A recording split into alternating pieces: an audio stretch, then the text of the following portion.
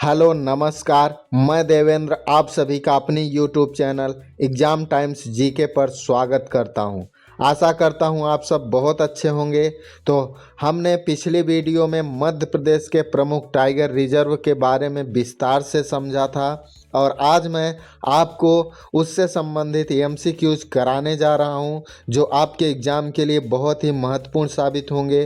तो अगर आपने अभी तक हमारे द्वारा ली गई टाइगर रिजर्व से संबंधित क्लास नहीं देखी है तो पहले उसे आप देख लें, तभी आप यहाँ पर हमारे द्वारा कराए जा रहे एमसीक्यूज को कर पाएंगे। आप पहले हमारे आई बटन या प्लेलिस्ट में जाकर आप उस वीडियो को देख लें, उसके बाद इस वीडियो को देखें। अगर आप हमारे चैनल पर नए हैं तो हमारे चैनल को अभी सब्सक्राइब कर लें। आपको हमारे चैनल पर स्टैटिक जीके से संबंधित महत्वपूर्ण क्लासेस मिलती रहेंगी।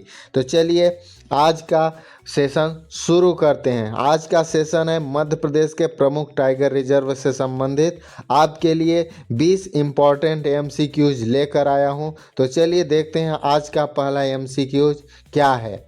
तो आज का पहला एमसीक्यूज है मध्य प्रदेश को किस नाम से जाना जाता है। यहाँ पर 4 ऑप्शन दिए गए हैं। तो आपने क्लास अगर ली होगी तो आप सबको पता ही होगा इसका राइट आंसर क्या होगा। तो इसका राइट आंसर हो जाएगा ऑप्शन नंबर डी, यानी कि टाइगर स्टेट ऑफ इंडिया। यानी कि मध्य प्रदेश को भारत का टाइगर स्टेट कहा जाता है। तो आप इसे ध्यान रखिएगा और आप कमेंट बॉक्स में बताइएगा कि मध्य प्रदेश को अन्य किन नामों से जाना जाता है। तो आपको बता दूं कि मध्य प्रदेश को नदियों का मायका और हृदय प्रदेश भी कहा जाता है और बहुत सारे नाम हैं। तो आपको कमेंट बॉक्स में बताना है। तो चलिए चलते हैं अगले क्वेश्चंस पर। अगला क्वेश्चन है मध्य प्रदेश में कुल कितने टाइगर रिजर्व हैं। 2025 तक में कुल कितने हैं आपको बताना है। यहाँ पर 4 ऑप्शन दिए गए हैं तो आपको इसका राइट आंसर बताना है। तो इसका राइट आंसर हो जाएगा ऑप्शन नंबर डी, यानी कि 9। मध्य प्रदेश में वर्तमान में टोटल 9 टाइगर रिजर्व हैं। आप सबको बता दें कि लेटेस्ट जो टाइगर रिजर्व है वो माधव टाइगर रिजर्व है। इसको अच्छे से पढ़ने के लिए आप हमारी पिछली वीडियो को देख लें ताकि आपको अच्छे से समझ में आ सके। तो चलते हैं अगले क्वेश्चन पर। कान्हा टाइगर रिजर्व किस जिले में स्थित है। यहाँ पर 4 ऑप्शन दिए गए हैं तो इसमें आपको बताना है कि कान्हा टाइगर रिजर्व जो है वो किस जिले में स्थित है। तो इसका राइट आंसर आपको बता दें, इसका राइट आंसर हो जाएगा ऑप्शन नंबर ए, यानी कि बालाघाट और मंडला, यहाँ पर यह टाइगर रिजर्व स्थित है। अगला क्वेश्चन है बांधवगढ़ टाइगर रिजर्व किस जिले में स्थित है। ऑप्शन यहाँ 4 दिए गए हैं, आपको राइट आंसर बताना है। तो इसका राइट आंसर हो जाएगा ऑप्शन नंबर बी, यानी कि उमरिया।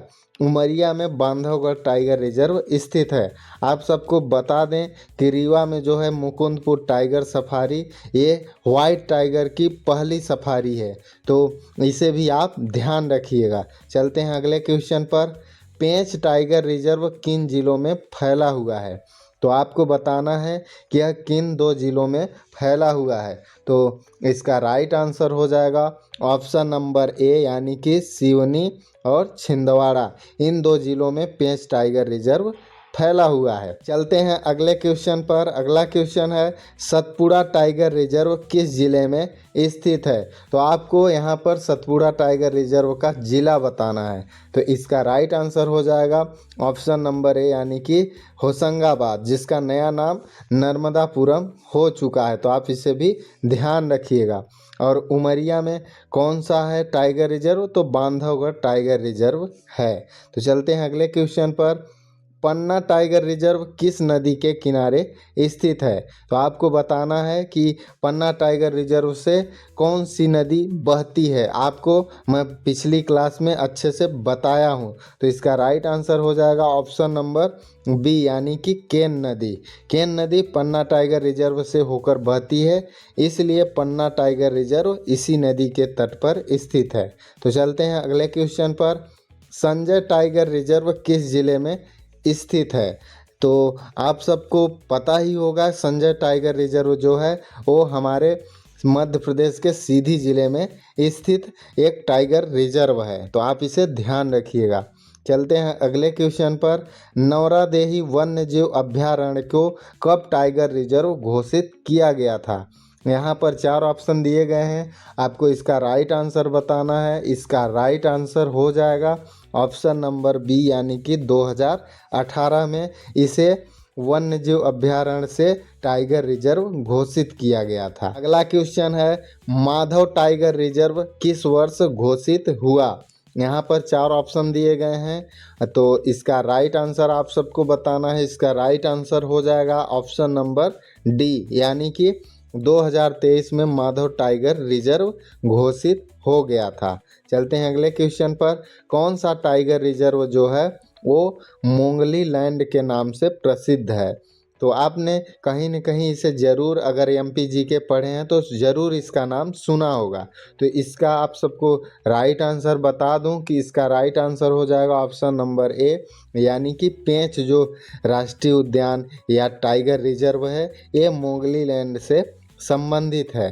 तो इस पर एक बुक भी लिखी गई है रुडयार्ड किपलिंग द्वारा, तो जंगल बुक नाम है उसका, तो आप इसे ध्यान रखिएगा।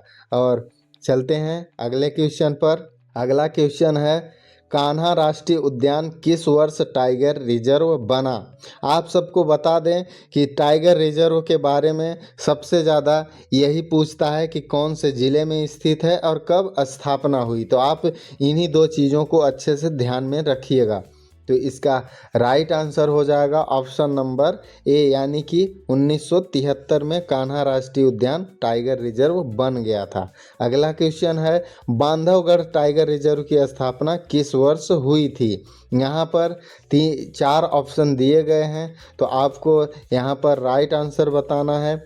इसका राइट आंसर होगा ऑप्शन नंबर सी, यानी कि 1968 में बांधवगढ़ टाइगर रिजर्व की स्थापना की गई थी। चलते हैं अगले क्वेश्चन पर। वर्तमान में मध्य प्रदेश में बाघों की अनुमानित संख्या 2023 के रिपोर्ट के अनुसार आपको बतानी है, क्योंकि आखिरी बार जो इनकी जनसंख्या की गणना की गई थी वो 2023 में की गई थी, इसलिए आपको 2023 के आंकड़े यहाँ पर बताने हैं। तो इसका राइट आंसर हो जाएगा ऑप्शन नंबर सी, यानी कि 785। और आप सबको बता दूं कि पूरे भारत में मध्य प्रदेश में सबसे ज़्यादा बाघ पाए जाते हैं। इसके बाद दूसरे स्थान पर कर्नाटक आता है, तो आप ध्यान रखिएगा मध्य प्रदेश को इसीलिए टाइगर स्टेट कहा जाता है। तो चलते हैं अगले क्वेश्चन पर। सतपुड़ा टाइगर रिजर्व में कौन सा प्रमुख राष्ट्रीय उद्यान शामिल है? यहाँ पर 4 ऑप्शन दिया गया है, आपको राइट आंसर बताना है। तो आप सबको बता दें, इसका राइट आंसर हो जाएगा ऑप्शन नंबर ए, यानी कि पचमढ़ी राष्ट्रीय उद्यान जो है वो सतपुड़ा टाइगर रिजर्व क्षेत्र के अंतर्गत आता है। तो चलते हैं अगले क्वेश्चन पर। कौन सा टाइगर रिजर्व मध्य प्रदेश और महाराष्ट्र दोनों में फैला हुआ है? तो इसका राइट आंसर हो जाएगा ऑप्शन नंबर ए, यानी कि पेंच। पेंच जो टाइगर रिजर्व है ये मध्य प्रदेश में भी और महाराष्ट्र दोनों में यह फैला हुआ है। और आप सबको बता दें कि बांधवगढ़ जो है वो उमरिया में स्थित है, और पन्ना जो है राष्ट्रीय उद्यान ये पन्ना में ही स्थित है, केन नदी के किनारे। तो चलते हैं अगले क्वेश्चन पर।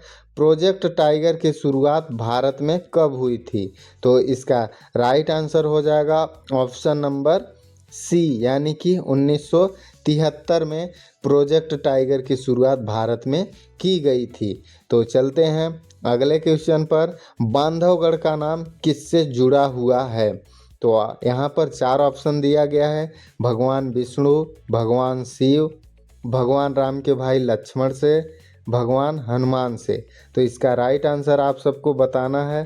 तो इसका राइट आंसर हो जाएगा ऑप्शन नंबर सी, यानी कि भगवान राम के जो छोटे भाई लक्ष्मण थे उनसे संबंधित है बांधवगढ़ का नाम। अगला क्वेश्चन है, नौरादेही टाइगर रिजर्व किस नदी के बेसिन में स्थित है?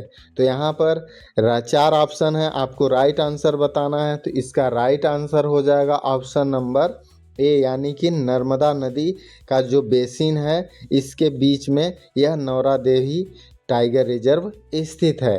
तो चलते हैं अगले क्वेश्चन पर। पेंच टाइगर रिजर्व की प्रेरणा किस प्रसिद्ध कहानी से जुड़ी हुई है? तो आप सब ने अगर वीडियो देखा होगा तो इसका राइट आंसर आप ज़रूर बता लेंगे, क्योंकि यह बहुत ही फेमस बुक रही है जो कि पेंच टाइगर रिजर्व से संबंधित है। तो इसका राइट आंसर हो जाएगा ऑप्शन नंबर ए, यानी कि जंगल बुक, जिसके लेखक रुडयार्ड किपलिंग हैं। तो ये पेंच टाइगर रिजर्व से संबंधित है।